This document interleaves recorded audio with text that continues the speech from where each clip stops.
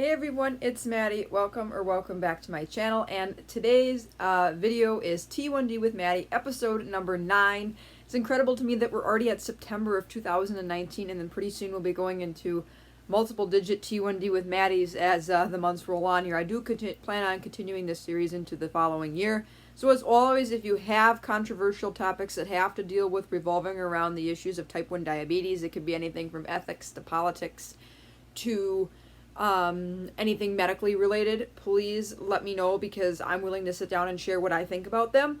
Obviously in a manner that all can understand, that all can get along with here. So today's episode, as you probably can tell, is something I've been wanting to talk about for a while, and then I've seen a lot of other type 1 diabetes YouTubers and Instagrammers talk about, and it's the idea of what's more ethically correct to tell somebody who has diabetes, saying that a person is diabetic or saying that there is a person with diabetes. So first of all, depending on who you ask, if you want to kind of define a person with diabetes versus diabetic is more like the medical slap a label on kind of thing, to kind of get the idea across that there's something different about this person compared to somebody else who does not have problems regulating blood glucose levels. And in contrast, a person with diabetes is more of just saying, like, they're still a person, they still have value, they still have worth, they still do things, but they just have diabetes.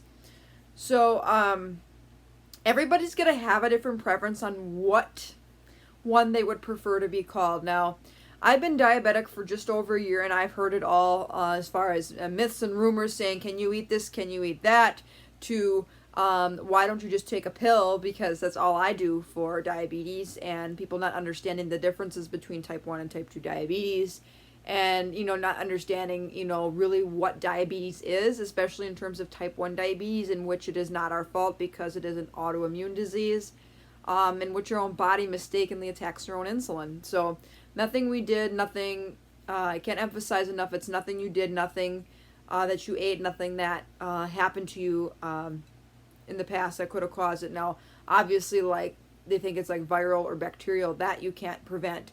Nothing that you did in your past could have caused it. So anyways, if you see a mug here, I am drinking tea out of a cute little raccoon mug.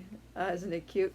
But anyways, I'll kind of share which one I prefer to be called, and and why. Like, to me, I really don't care.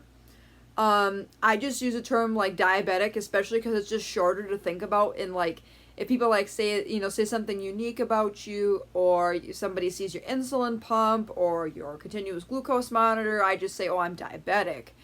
But now I think I'm going to be more careful about just saying I'm a type 1 diabetic, because I think if you just say diabetic, people just jump to the gun that you ate so much, that you did it yourself, or you induced it through your diet, or that you're a type 2 diabetic, or that why aren't you overweight, or why aren't you this, or why do you have to take insulin, or what did you do to cause this kind of thing. So I like to use the term diabetic when I'm referring to myself and people in general. But when it comes to the mental side of diabetes, I just like to say I'm a person with diabetes, if that makes sense. Like, I have diabetes, but it's not going to stop me from pursuing my dreams of being a dental hygienist. It's not going to stop my dreams of being a mom. It's not going to stop my dreams of exercising or traveling, or you name it. Diabetes should not stop you from doing anything that you want to pursue in your life. Because you've got this one earthly life to live, and enjoy it and fulfill it to the best of your ability, because you don't get a second chance. Once you're gone and passed from your physical body on this earth, you are gone. So, one you could say is more politically correct than the other, and because of the fact you're not putting a label on people. I feel like now, as I go forward more with YouTube, or if I'm talking about diabetes in the realms of different people, of different backgrounds, I may be more willing to say, instead of she's diabetic, saying that she's a person with diabetes. And to me, it doesn't really matter which one you prefer to be called. But if you do prefer one or the other, let people know right away, because then you're not going to get offended by people, and you're not going to get upset, and stuff like that. But I definitely feel like transferring from diabetic to people with diabetes is more of a it's more of not letting it define you. Like I said, it's not like putting a label on you. Because when if I'm having a rough day, I won't call myself a diabetic. I'll call myself a person living with diabetes. Because to me, sometimes that diabetic just slaps a label on it. Even though I don't mind people saying, "Oh, she's diabetic" or anything. Now,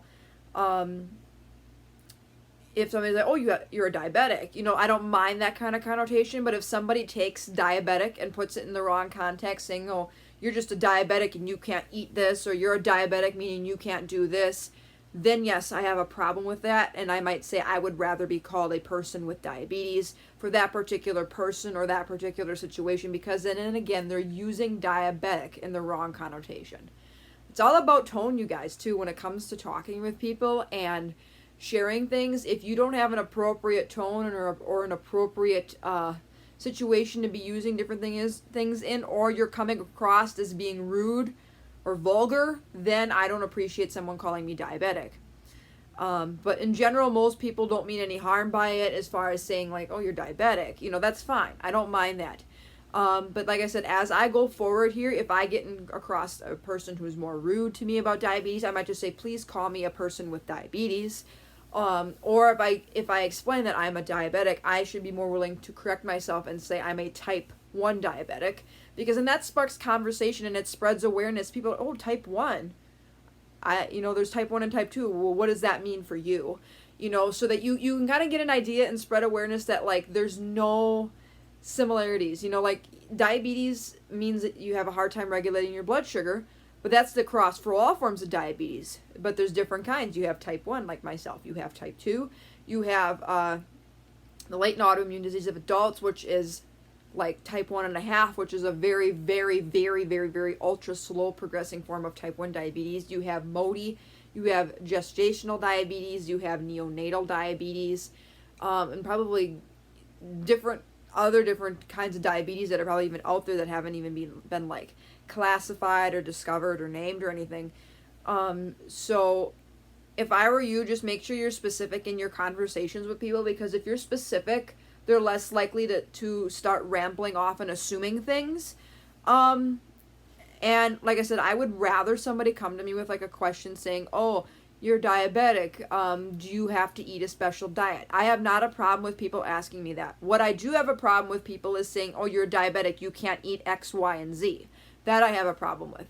Because then again, you're assuming things and you're stereotyping things. Like I said, I was even guilty of this prior to being diagnosed with type 1 diabetes a year ago. I just assumed, diabetes. I knew like there was different types of diabetes, but I assumed all diabetes was caused through like a poor diet, and that there was just different types to clarify like what different classifications. So I get where non-diabetics come from as far as like not understanding, but the main thing with most people is they just don't know. They just don't know the extent and the knowledge of the different types and what they really mean in their pathogenesis, what they really mean in terms of living and managing.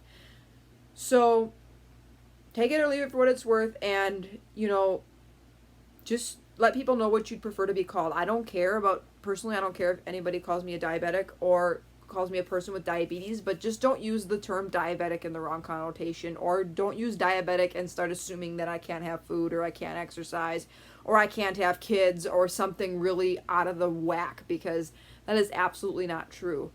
If you're a type 1 diabetic, you can absolutely do anything that you want. So please let me know down below which one you prefer to be called if you do have a preference. I'm merely curious, and like I said, this is more of an ethical based question that can have varying answers. And I think going forward, we're going to be seeing a lot of doctors and medical professionals, even myself as a dental professional, will be transitioning to using the term person with diabetes in the realms of being politically correct, because that term probably won't offend many people. Because then again, you're not like slapping that so-called label on people. But I still don't mind if people call me diabetic. It just depends on people and how politically correct they want to get, or how offended they think the term diabetic or person with diabetes is. So this is my opinion on it. This is kind of what I think about it. My main thing is for people not to use diabetes as a big old start assuming things, start racking out myths and assuming that we can't eat this and can't eat that, or can't do this and can't do that. That's the main thing with diabetes awareness, is to be open about it, share it, and spread what it's about, because if we can educate the world on what type 1 diabetes really is in terms of like how excruciating the management can be and how tough it can be to live with type 1 diabetes, I think that we're going to live in a much happier, healthier world. So anyways, I hope you enjoyed T1D with Maddie episode 9. If you did, give it a big thumbs up. Feel free to hit that subscribe button down below. I post videos every single week about diabetes plus more. And until next time, for more videos, take care, God bless, be kind, spread positivity, and be thankful.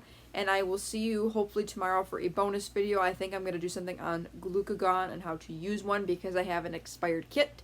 Hopefully that video will go up on Monday for Labor Day for a bonus, and then we're going to get right off into kicking into the new YouTube schedule of Saturday, Sunday only, as I continue on in my dental hygiene program here. Thank you to those who wish me well on my Instagram for good luck in dental hygiene school. I'm excited to be there, I'm excited to learn, and I'm excited to challenge myself over these next 2 years and go with some amazing people.